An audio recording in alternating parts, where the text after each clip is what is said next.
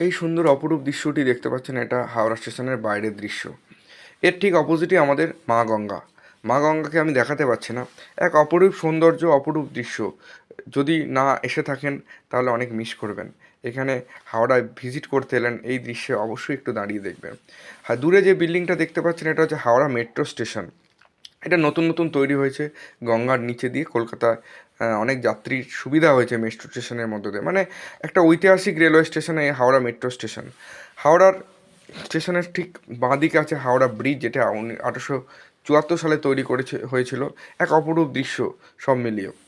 হাওড়া স্টেশনে অনেক entry gate আছে, প্রত্যেকটা এন্ট্রি গেট প্রায় সাজানো গুছানো এবং পরিপূর্ণ পরিষ্কার পরিচ্ছন্ন, যেটা থেকে বোঝা যায় যে আমাদের দেশ কতটা উন্নতি হয়েছে, কতটা দ্রুততার সাথে ডেভেলপমেন্ট করছে।